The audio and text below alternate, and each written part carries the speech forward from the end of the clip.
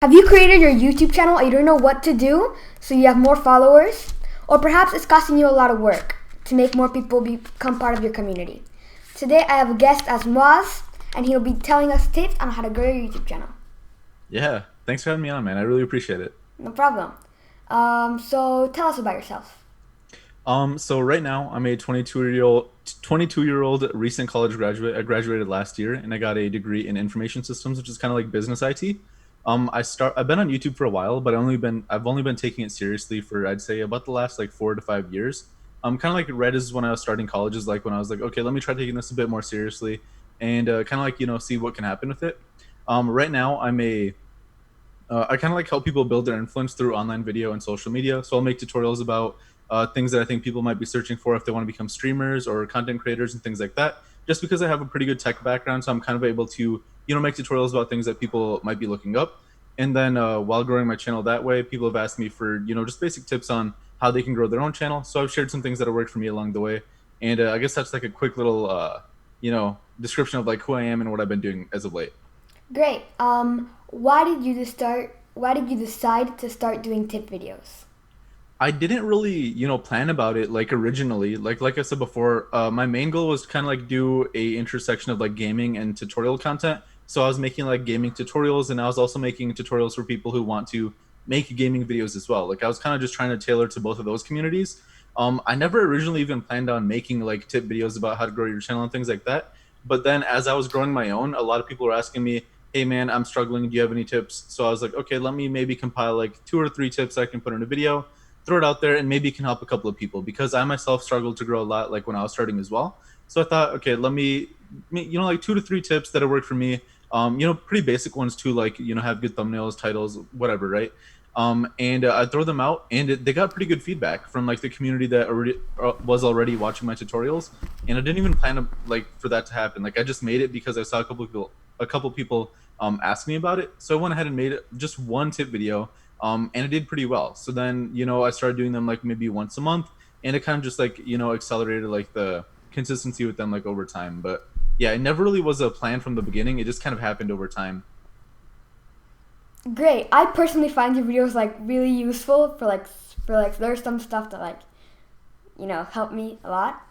Yeah, no, I'm glad to hear that, honestly. And if you ever have like like constructive criticism that you want to give me, like you can send me a message on Discord or whatever, and I'll definitely take it like and apply it to like my future videos too.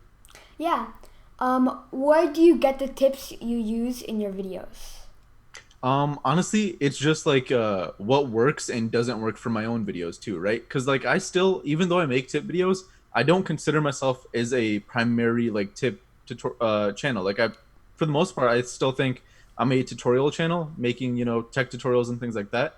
So whatever helps me grow while doing that, or what doesn't help me grow, is what I share in my tip videos. So the tips that I share are literally like from my own like trial and error, like what worked for me and what didn't work for me. And then I'll just share it with my audience too, because I want to help everyone grow at the end of the day. So yeah, those are like my tips, like what worked for me and what didn't work for me, and I'll just give it out to everyone else too, just like they don't have to go through like the same struggles that I had to, like when I was trying to like figure out how everything worked and things like that. Great. So, how do you get sponsors? Sponsors are a pretty interesting thing to talk about. I feel like a lot of people, especially when they're like smaller creators, like they really want to get a sponsorship.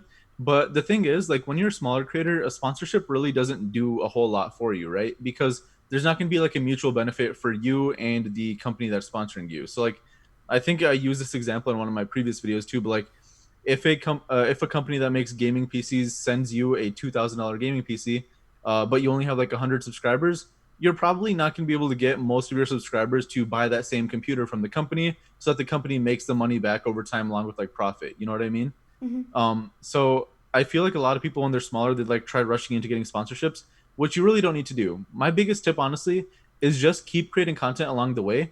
And if you see random sponsors working with YouTubers that you kind of think you could work with as well, try reaching out to those sponsors. Literally going to their page and just going to the contact us thing and writing an email to like their marketing team or whatever can really help you get a response back. And if it doesn't give you a yes, it will at least give you a no. And by then, your name is going to be kind of like stuck in their like marketing manager's mind. So like if you email them again in like 5 months, but you're growing more, they'll probably be like, okay, let's maybe send this person something, or maybe give them a coupon code, or whatever, and you can kind of like start building up a relationship from there. Another really good way to get sponsors is literally just using Twitter and looking for the company that you want to work with. Try to find someone who might be their social media manager or their marketing manager. It's kind of similar to the contact us form on their website, and just reach out saying, hey, can we DM? I have a idea that I think would benefit both the company and myself, so let's talk about it.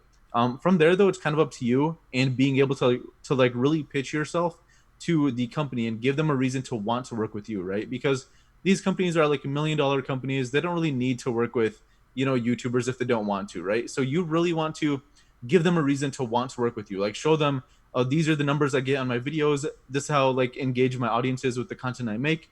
These are how my videos perform when I do sponsored videos, things like that. Just like give them a really good reason to want to work with you. And if you can do that, there's a pretty good chance that you can at least start that partnership, and then it can build on from there. I hope that answered your question. I know I kind of like went around the bush a couple of times, but I think I Yeah, came back and answered it at the end. that answered my question. How do you get noticed on YouTube? Because like I see people that like started like months ago and they have like already more subscribers than me, and I've been doing this for like 4 years, 5 now. Yeah, So that's a good like, question. It's a question I think everyone who's a YouTuber kind of like asks themselves at some point along their journey. Honestly, it's the most cliche answer I can give you, but it's really to stand out in whatever way you can and really be making content that you think people are searching for. Like this video, for example, you could title it just like interview with Muaaz or something, right? But if you title it something like that has more of a relation to like building your online brand or growing a channel or something like that that someone might be searching for, there's a pretty good chance that that video might do better, right? Because not everyone is searching for interview with Muaaz, right? Because I'm not like an insanely big celebrity, right? But people might be searching for things like how to get sponsors, right? Like the question you just asked me. You can maybe include that in like the description or something like that. Just find ways to stand out in one way or another, and that's really like the easy, like the key way to get noticed. And if you look at every YouTuber who's like kind of like blown up in the past year or maybe even the last couple of years, like all of them found a way to stand out in like the community that they're in one way or another. It doesn't mean like they have to stand out a ton, right? But just having those couple like unique ideas can really help you set yourself apart from everyone else like who's in the community that you're already in, if that makes sense. And I'll also like I know like I'm answering these questions right here, but I do want to just like extend the offer to you too. Like if you ever have like normal questions, shoot me a message on Discord and I'll always be down to answer it. yeah. What do you need to avoid while doing YouTube? I think the biggest thing you need to avoid is trying not to burn yourself out. I think a lot of people, they will try to rush out a bunch of videos even if they don't really enjoy making the videos because they hear like consistency is key. You should upload more if you want to grow more, which is true. But you shouldn't be throwing out a bunch of content that you really don't enjoy making, because if you do that, you're gonna eventually get bored of making YouTube videos, and you might even just find it like a chore in general to make videos because you don't enjoy making them, if that makes sense. I kind of talked about this in my last video too. It's kind of like something that everyone kind of falls into eventually at some point. Like they'll start making videos that they don't really enjoy just to like get content out there. And that's like the one thing that I definitely think people should avoid doing. Like if you're doing YouTube, you're most likely doing it because you enjoy making videos or you enjoy creating in one way or another. So make sure you keep that like theme throughout your entire channel. Like only make videos you really enjoy making. If it takes you longer to make them, it is what it is. You might have to sacrifice that consistency, but that doesn't mean that you won't be able to grow along the way. Like you still can grow. Might take you a bit longer, but at least you'll be having fun doing it. And I think that's like really important. Just having fun making videos, because like that's the whole point of YouTube, right? Like why make videos if you're not having fun doing it, right? Yeah, I have had like some friends that have a YouTube channel, and they get bored of it, and like I really liked their content. Like there's one of my friends that did like I really liked their videos, and like he got just like a bored, and then he just stopped doing it because he wasn't growing. It was Yeah. complicated. Hmm? What do you think is the best platform to stream on? Oof, that's a good question. Just because there's so many streaming platforms out now, and all these platforms are signing like $1 million deals to random people, or not random people, like very big name and well known influencers is basically what I'm trying to say. Like I think recently, I mean, I don't know, you name it. Like Disguised Toast went to Facebook, Pokimane re-signed to Twitch, Courage AD and Valkyrie on YouTube, Ninja on Mixer, Shroud on Mixer. It's like it's so crazy seeing all this happen like in front of our eyes. Personally, no hate to the other streaming platforms, because I do think that every single one of them has something very unique to offer. I think the one that's gonna last the longest is gonna be YouTube, only because it has VOD content, like normal video content on the website, but then it also has live content as well, and that live content can get recommended and suggested and hit the algorithm and help you grow even more, like along the way. Like I've seen streamers on YouTube literally go from averaging one viewer for so long to averaging like 30, 50, 100,000, right? And like I'm not exaggerating when I say this. Like when Fortnite just came out, I saw it happen with multiple creators. But that doesn't really happen on sites like Twitch when discoverability isn't really there. Like if you want to find a small streamer on Twitch, you literally have to scroll all the way down to the bottom to find the people who have like one viewer, five viewers, whatever. But on YouTube, you can get recommended to people while you only have five viewers, just because YouTube can tell the kind of content that like the viewer might like or might not like. And because of that, you're able to get your stream recommended by only having like five viewers to a bunch of people, and that can just help you out over time if they end up clicking on your stream, enjoying it, and then wanting to stick along or stick around along the way or along your like streaming journey. Um, so I think YouTube right now is the best for discoverability and really like growing your stream in general. But who knows? I think like every other streaming platform knows this. Even though YouTube isn't the biggest one in terms of streaming right now, I think the other ones know that that's something that they're lacking on is like discoverability, like the ease of having their smaller streamers also build the following. So I think they're gonna start working on that too. But I don't know. I think YouTube right now just has the lead. What do you think? Like, do you think YouTube has it, or do you think someone else might? So like I've seen that like a lot of people, for example, there's this YouTuber I watch, and he does live streams on Twitch, and then on YouTube he like puts like the funny moments, like and the Yeah, highlights. like the compilation of Yeah, like I've seen the a cool lot of stuff that people do happened. that. Yeah. But like I think YouTube is like the best right now. So in Yeah, I terms of agree. No, I've noticed a lot of people like it's good to like expand your following and have people like if you're big on YouTube, you should have a following on Twitch maybe or like on something else too, just so you have like you can reach out to multiple people. But just I think the general question was just like what do I think is the best like long term, and I think YouTube might be the best long term for sure. I have seen like a few people do this, but like I've heard that like some people like live stream on Twitch and YouTube at the same time, and on Yeah. Mixer they'll see at the time, which yeah. People do that, but once you get like partnered on one of them or something like that, then you're kind of like breaking the rules to do that. So Yeah. you can't do it for too long usually. Mhm. How do you name a YouTube channel? Oh, that's a good question because like your name is kind of like what you're gonna build your entire brand off of. I the biggest tip really is just to pick something that's like short, sweet, but mainly memorable. And what that means is like someone can easily remember it off the top of their head. Like it's not too long for where it can't like fit in like fluidly in like a conversation. Like let's say two people who are one of them watches like you, right? And then the other one, yeah, let's say that. So let's say there's two people, one of them watches your videos, then the other one doesn't even know who you are. If your name is easy to like remember, one of them can tell their friends to check you out. But if your name is like very long, even if he tells his friend what your name is, his friend might forget it by the time they actually look you up. So it's really important to like have a memorable name that can kind of like just work easily in like conversations and stuff like that, because when you're a smaller creator, like most of your growth is going to come from like word of mouth and people telling their friends about you and things like that. Or even like when you're a bigger creator too, like even people in the millions, like they grow by having their viewers tell their friends about the streamer they watch, right? So I think the biggest tip really is just having a memorable name. Try to like limit having numbers in there or a bunch of like repetitive characters. It's hard. A funny thing is a lot of YouTubers actually just open up a dictionary and open up a random page and just pick a name. That's literally what FaZe Adapt did, right? And I think he has like 5 mil subs or something like that, which is kind of crazy, right?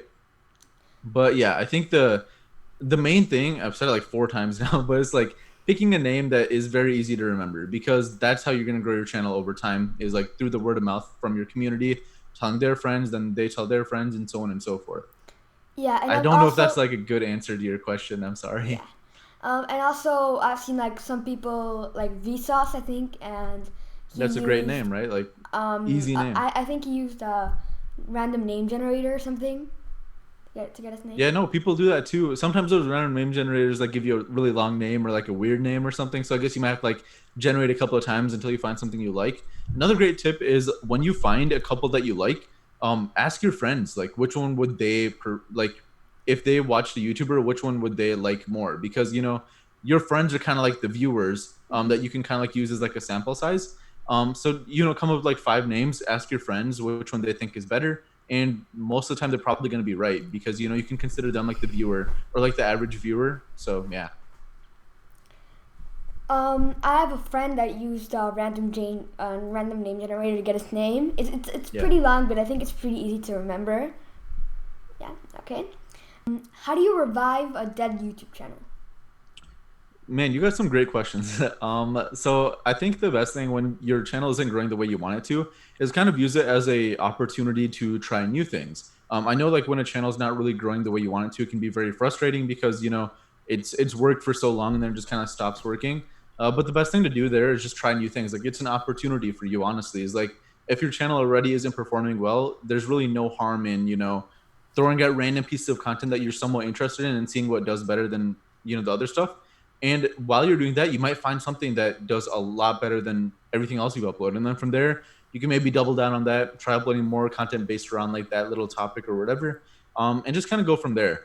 But yeah, it's the best thing there is like try new things because if you've been trying something for so long and it's just not working anymore, there's no point in continuing to try it. Like you should definitely use it as an opportunity to try something new at least. Yeah. I know this YouTuber called TRT Zach. I'm pretty sure that was his old channel name, and like he had one viral video, and then he gained like 30,000 subscribers just because of that one viral video, and then like he created a new channel because like his channel wasn't performing well, and he was trying to revive it. So yeah. Yeah, that makes sense. And how do you balance school and YouTube? Yeah, so like this is something I had to do a lot like the past 4 years while I was like in college. I really think it's just prioritizing what really matters more to you. Like for me, I would always work on my schoolwork while I was in class or like while I found free time during school, just so that when I came home I wouldn't have too much to do. Or like like of course I might have the essay here and there or studying for an exam or whatever, right? But for the most part, I would always try to get my schoolwork done like before like night happened because I usually like to enjoy my night, whether it be playing games with friends, working on videos, or just hanging out. I don't really like to do too much like school related work at night, just because I didn't really enjoy school too much. Nothing wrong with it, but it wasn't something that like I was super excited about like every day. So I think the best thing there is just like set your priorities straight, like know what matters most to you and then go from there. Like school, like it wasn't something I was insanely passionate about, but I knew how to get good grades, so I always put school at the top because I knew it mattered to me. I could do YouTube at night and it'd be fine, but I wanted to get my schoolwork done always as soon as I could, just so that I'd have like the free time afterwards to do whatever I wanted to. So that's how I balanced it, is really just made sure my priorities were straight and then tackled it one by one from top down. Like if I had an exam I had to study for and I had a YouTube video to make in a couple of days, I'd study for the exam as soon as I could, just so that I could spend the time that I needed to on my video as well. But I'd always make sure I got the schoolwork done first and then spend time on the extra stuff afterwards. Yeah. What do you think of YouTube removing the little question thing on the top right of videos? Yeah. Honestly, I didn't even know they did that until I was reading the question that you sent me. Like you're talking about the little poll thing, right? Like Yeah, the poll thing. I heard it I didn't even know they did that. Yeah, I think I heard it like this YouTuber like that does a lot of polls on his channel. And like I heard he say he was gonna remove it, and this other YouTuber said they were going to remove it. So yeah. That's interesting. I wonder why they did that because it didn't really do any harm, Like it was just kind of there. But yeah, that's interesting. I really didn't even know they did that. How do you get active subscribers? That's a pretty good question. I think the best thing you can do there is really just go out of your way to interact with the community that you already have. So if you get like 5 comments on your video, your small YouTuber or whatever, you need to reply to all 5 of those comments, even if it's just saying like thanks for watching or whatever. Just like something to like build on that conversation, because then you can show those 5 people that you cared enough to reply to their comment, because they spent time to watch your video and you spent the time to reply to their comment. They will appreciate that just like you appreciated them commenting on your video. And just because you commented, there will be a pretty good chance that they will want to comment on your next video, just to like have another conversation with you too.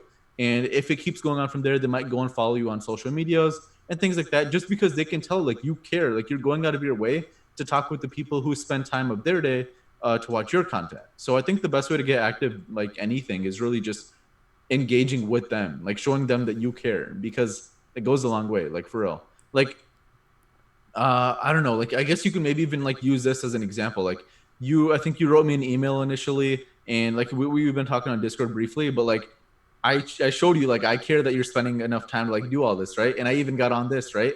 So like I'm showing you I care, and I think ideally you'll probably keep watching my videos too, right? Or like Yeah. you'll stay in touch with like what I do.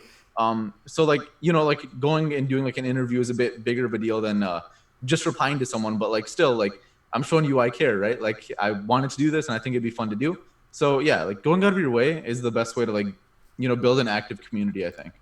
And you and like other like 4 YouTubers are the only people who have responded like right now for a month, Hey, which I is like, mean, maybe they'll reply later down the line. Like maybe you can yeah, hit them up there later, was yeah. this one I emailed like at the beginning, and like Hmm. he responded just today. So Yeah, that's awesome. um, what's your favorite thing about YouTube? Ooh, this is an easy one, man. It's honestly just like the interaction with the community itself. Like being able to hop on this call with you and just talk about YouTube, like I think that's awesome. Or just talking with people in the comments or whatever. Like I think just building those relationships with people I don't even know, I think that's so cool. Like we all have similar interests, like whether it be gaming, YouTube, whatever, and we can just talk about it. I think just like that live interaction with everyone is just so cool. Same. Um, if you could bring one more feature back to YouTube, what would it be? Hmm. There used to be this one thing called, this is like OG YouTube. It was called like video responses. So like under like the main video below it, you could see responses to the video that I've heard people of would it. like. They would record their own video and they could put it as a video response. And I think that'd be a cool way to like reply to like trending topics, or like maybe I don't know, like the PS5 event is happening right now, right? Like people could make like responses, like their reactions to certain games and things like that. I don't know. I think video responses would be cool, but I don't know how they would be able to do it like properly without people like maybe taking advantage of it or something. I think they'd have to like have people screen the videos and like approve them first, or maybe I think the creator has to approve of them. I'm not too sure, but I think if it found a way to bring those back, that'd be pretty cool. Something like I would bring back is live subscriber counts. Oh yeah, no, I don't even know I didn't say that. I miss those for sure. They were just so fun to like watch, like when someone was about to hit like a milestone and stuff. Yeah, like for example, when the PewDiePie T-Series thing was happening, like it's pretty lucky that happened before Yeah, before. the Otherwise, then it would have subscriber been like kind counts. of the live streams would have been like done for. Yeah, and like it's very interesting seeing like the gap, like oh they're 2 subscribers away and stuff like that. Yeah, exactly, exactly. Bless you. Thank you, man. How do you contact other YouTubers? Like for collabs and stuff, Yeah. tweet them, send them a message on like Instagram, or like email them like you did, right? I think those three are like the easiest ways to get in touch with someone. I think email is probably the least likely one to have success, because a lot of people's inboxes are kind of like spammed with a bunch of like just random stuff too, right? So I think the best way is probably like a social media. I don't know who I heard this from, but I think it was either you or this other YouTuber. I'm not sure, but like when you email someone, send them like a DM on like Instagram or Twitter saying, "Hey, I emailed you." Yeah, Check the no, email that's out. a great way to do it, because then like they're more likely to check their like DM on the social media, and then they'll be like, okay, you took the time to do this. Let me take the time to at least read your email. So yeah, I think that's a great way to go about it too. So this is the last question. Sure. What do you think of video chapters? Video chapters are like the little like the timeline on the bottom of like the Yeah. video, right? I think it's a really great way to kind of like approach content going forward. I'm surprised that they waited so long to do it, but just in general, I think it's such a great thing, especially like when you're watching long videos or maybe like documentary gaming videos, or like story mode videos, like when you're watching like a let's play or something, like you can skip through random parts of it. I don't know, I think it's a really cool like feature that they added, and I think it was something that they needed to add for a while. So I'm glad they finally did. What do you think about this interview? So that your Uh, channel grows and generates a good impression with your channel. Try to differentiate yourself, make quality videos, and take care of your community. Thanks so much, Muaaz, for coming on the podcast. Yeah, no problem, man. That Thank you means a so much lot. for having me. I appreciate it, man.